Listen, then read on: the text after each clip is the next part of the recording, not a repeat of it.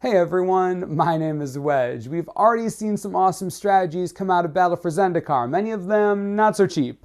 We're here to change that. When you saw Landfall, did you have flashbacks to step links and plated Geopede, filling you with the desire to relive the super aggressive days of old? Did you have way too much fun crashing in with McKinsey Slide Runners and Valakut Predators of pre-release? Do you just want to drop lands and smash face? Well then, have we got a deck for you? Green-red Landfall, super aggressive, and you can build it for under $40. Let's have a look. We'll go up the curve starting from 1. You run 12 1-drops, and you really don't want to start the game without one. 4 Scythe Leopard and 4 Monastery Swift Spear are both 1-power threats that have the potential to get huge as the game goes on. Meanwhile, Zergo Bellstriker is just a 2-2 on turn 1 straight up, hard to argue with that. In the 2 slot, you have McKinsey Slide Runner and Snapping Gnarlid taking up 7 slots, 4 and 3 of respectively. These are very nearly the same card, each costing 1 and a colored mana, having 2 power, and having a landfall trigger that grants a temporary +1/+1 boost. Slide Runner trades 1 point of toughness for trample as compared to the Gnarlid, and for that reason you should lean toward the Slide Runner on turn 2 if you have the choice. If you don't though, Slide Runner's just fine. Our other 2-drop is Majoring Bully. Like the Monastery Swift Spear, it's an X2 with prowess, which will become relevant later, I promise. Unlike the Swift Spear, the Bully starts at 2 power, justifying the extra mana. Being forced to attack each turn isn't a huge drawback, since ideally you want to be doing that anyway. Bonus flavor points if the Bully gets to eat a Jace Vryn's Prodigy. Your sole 3-drop is Valakut Predator, and there's only 3 copies. The Predator is certainly a solid threat, but in many cases you'll find you actually get a little more mileage out of going wide and dropping a lot of creatures. With that said, if you haven't got anything better to do on turn 3, or if you need to rebuild after a languish, Valakut Predator is a good start.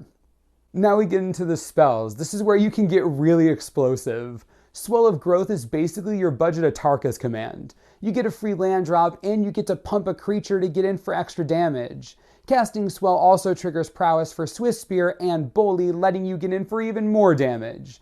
This is what I meant when I said that going wide is valuable. This deck runs lots of creatures that pump based on non-targeted events like land drops or casting spells.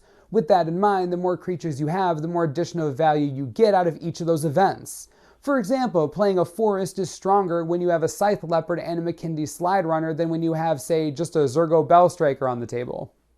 As with some mono red decks, and indeed a Atarka red, most of your spells are pump spells.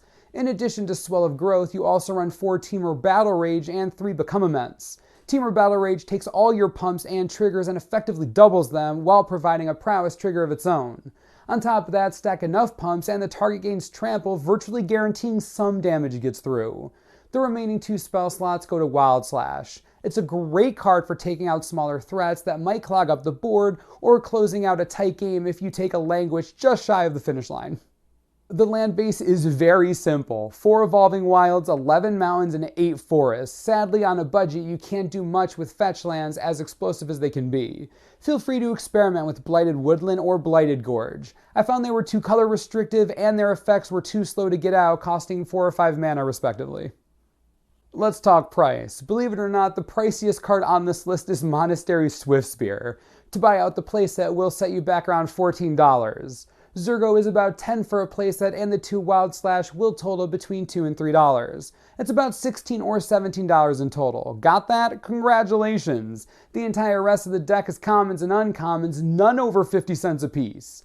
Granted, that adds up, and this deck will cost you around $35 to buy out in its entirety, but that's assuming you don't already have any of those commons lying around. With that out of the way, let's talk matchups and sideboarding. Against mid-range and control decks, you want to mulligan aggressively for a fast opening hand with multiple 1 and 2 drops. Between costlier spells and slower, greedier mana bases, those decks are slower than ever. However, thanks to powerful, expensive cards and, well, slower, greedier mana bases, those same decks can lock you down entirely once they get up and running. Don't give them the chance. If you need sideboard cards, Outpost Siege can help keep you from floundering in the long game if it comes to that. Roast is a good pickup to handle bigger bodies like the ever-present Siege Rhino. Neither is particularly expensive to buy or trade for. Scab Clan Berserker is also fairly cheap and can provide you with a good way to take advantage of shields down moments against control. Against aggressive decks, you actually have some pretty fun options. Jadi Offshoot can substitute in for one of your 1-drops and completely stall out the early game while also padding out your life total to counter the aggressive push. Along similar lines, Retreat to Kazandu also gives you some life gain into the late game, and it also lets you build up your creatures to outclass your opponents.